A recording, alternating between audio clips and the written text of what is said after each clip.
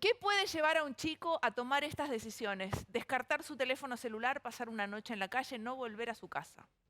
Probablemente mucho miedo e intentar buscar medios que no son muy positivos para lograr sí algo bueno. Esto es un llamado de atención definitivamente, pero con la estrategia de un adolescente que claramente tal vez no tiene la posibilidad de poder comunicar lo que necesita con claridad y entonces se maneja con movimientos un poco hasta torpes y poco inteligentes, te diría, ¿no? Porque desde la desesperación, desde la soledad, desde el miedo, miedo a la represalia, y quizá, tal vez, no estoy hablando de esta familia porque no los conozco, pero siempre hay por debajo un iceberg de problemas de comunicación que hacen que este chico no se haya animado, tampoco en su casa, así como tiró el celular, tampoco se animó a expresar qué es lo que necesita para llegar a tal conducta. Pero, vale, digo, puede ser, no voy a hablar de este caso en particular, pero el miedo puede ser por miedo a la represalia, porque quizás tiene una casa violenta o no. No necesariamente tiene que estar en un nido violento para sentir miedo. No, a veces los adolescentes sienten miedo porque sienten que no está validado su sentimiento. Claro. Los adolescentes tienen como ideas muy alocadas muchas veces y sienten que la familia no se los valida y que se minimiza un poco lo que a ellos les pasa porque no es importante, porque los papás también tenemos problemas y porque en la familia tal vez hay conflictos que hacen que queden como relegados. Esto se los pone a la vista en primera fila y entonces ahí sí nos preguntamos qué pasó con mi hijo, qué lo llevó a tal conducta, y nadie ya piensa más en otros conflictos. Es un muy mal modo de buscar algo muy bueno, y es, mírenme, Valeria, pero hay una cosa, me parece que la escapatoria que él eligió fue la más leve, porque yo que he sido adolescente es adolecer y que te duele, a veces uno piensa en otras cosas más extrañas y más terminantes. Entonces me parece que la escapatoria que él hizo, que fue irse de la casa, fue la mejor de todas y fue con final feliz. Los adolescentes nos cuesta muchas veces cuando sos chiquito vivir y entender el mundo y no es solo contra los padres.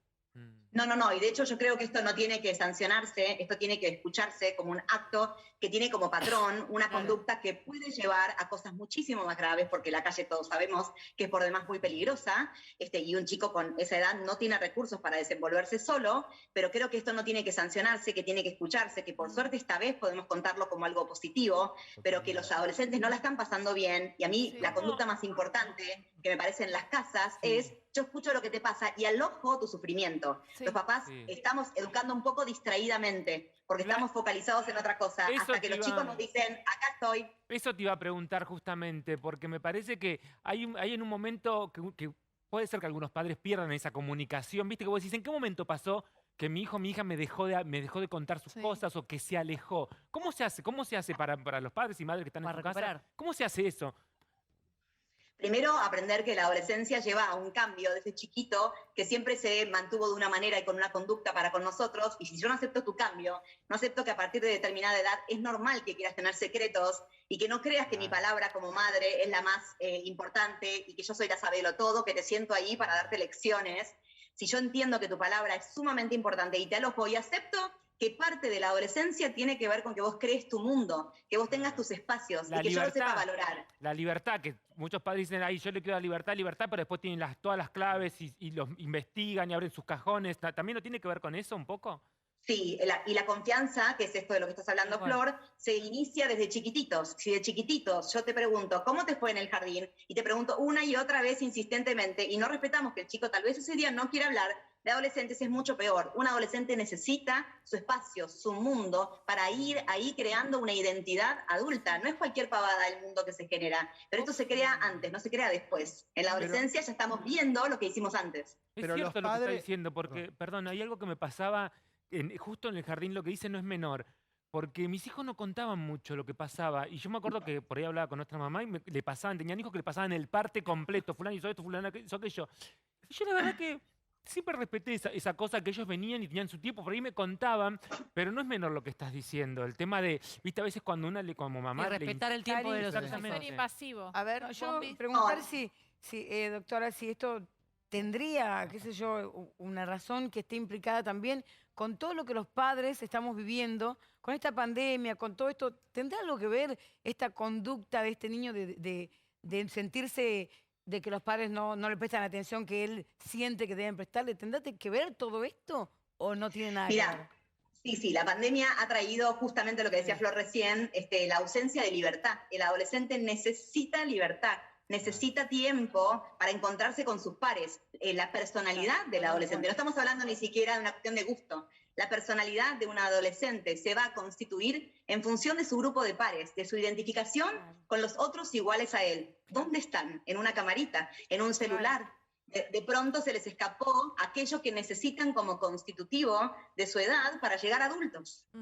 Otra A pregunta. mí me gustaría hablarle un poco sobre el análisis de cómo se comportó también toda la comunidad cuando desaparece un chico de 13 años. Todavía no termino de entender si es un chico o un adolescente, a partir de qué edad les decimos adolescentes, pero bueno, que desaparece un niño o un adolescente o quien sea, de cómo se comporta la sociedad argentina. Me gustaría un análisis tuyo al respecto. Me parece hermoso que hay mucha solidaridad y yo creo que todos estamos viendo un inmenso sufrimiento en nuestros jóvenes. Nos preocupa, nos asusta. Yo creo que estamos todos bastante pendientes de lo que les está sucediendo. Y si encontramos, vos pensás que hoy estamos empatizando mucho con lo que al otro le sucede. Claro. Porque nosotros todos fuimos adolescentes y sabemos perfectamente que a esa edad nos quiten la posibilidad de explorar el mundo, de mostrarnos desafiantes, pero no mal, digo bien, probando cosas como para ver hasta dónde llego, si me puedo manejar solo, si me tomo el primer colectivo. Están en esa edad en donde no pudieron desplegar su crecimiento y se sienten muy mal. Entonces me parece que la sociedad tenemos que estar atentos, que tenemos que dejar de estar distraídos y tal vez así como este nene o tantos otros, porque hay muchos casos, van en búsqueda de una mirada externa cuando en casa no me ven. Qué bueno este vecino que lo encuentra y que le pregunta tan solo: ¿cómo estás, mi amor? ¿Querés una galletita? ¿Querés un vaso de agua? Y esto, aunque uno piense es poquito, es absolutamente todo, porque a veces es el afuera el que nos convoca a mirar adentro de casa qué le pasa a nuestros hijos. El vecino convocó a los padres a preguntarse qué le pasa a mi hijo. Pero vale, a ver, yo entiendo todo. El sábado perdí 5 minutos a mi hija en la plaza y todavía no me puedo recuperar. No me quiero imaginar lo que vivió esta mamá con esta pérdida del hijo tanto tiempo. Pregunto desde el lado de que algún día Dios quiera no me toque. Entiendo que la criatura necesita un montón de cosas, pero también pienso en esa madre, lo que ha sufrido, más allá de que nadie nació con el manual de cómo ser el papá perfecto.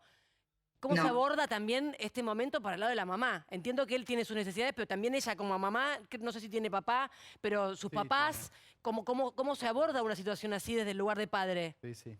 En primer lugar, corrernos un cachito de la culpa, porque es lo primero que debe surgir, qué habremos hecho para que pase esto, o no hacernos cargo y negar que nosotros no tenemos nada que ver, que nuestra familia es sumamente funcional, que se lo escuche, que no entendemos la razón. Esto es por lo general lo que se dice cuando la policía aborda a los papás, ¿no? Como que no pueden hacerse cargo de qué está pasando adentro del hogar. Pero lo que te digo en función de esta mamá es, yo siempre digo, es mucho mejor poner por delante la responsabilidad que la culpabilidad. Claro. ¿Y por qué digo esto? Porque desde la culpa yo no me hago cargo de lo que está pasando y no modifico acciones que luego van a llevar en este carril a otro patrón por ahí un poco más riesgoso aún. Entonces, trocar culpabilidad por responsabilidad y pensar qué puedo haber hecho yo o no haber hecho yo, a dónde puedo haber estado mirando, que no sea lo más importante que yo tengo, que son mis hijos, para que se llegue a este acto que solamente me invitó a mirarlo y hacerme cargo de lo que algo le está pasando. Es que hay un tema como que hay un tema que me parece que no es menor cuando hablas de los adolescentes, cuando hablas de los adolescentes que sufren,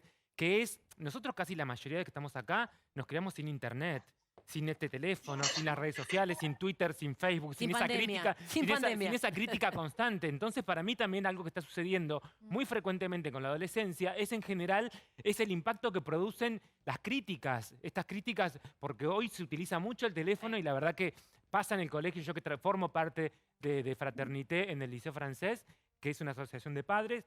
Se habla muchísimo de lo que atraviesan los adolescentes y las niñas en las escuelas primarias. Mira. Con el tema de Instagram, con el tema de Twitter. Hoy hay mucho bullying. Vos pensás que hay mucha situación también impersonal, donde no nos conocemos, porque no es lo mismo que en la cara vos me digas algo feo. Esa es la diferencia. Y no es lo mismo, porque además yo no me puedo defender cuando vos subiste una información falsa o queriendo correr un rumor simplemente para divertirte y en donde está mi nombre en juego y yo no me puedo defender porque ya cuando salgo hay un montón de gente que está probando algo que ni siquiera confirmaron en la realidad. El nivel de bullying es muy, muy alto. Y tenemos que prestar atención también a eso. Valeria,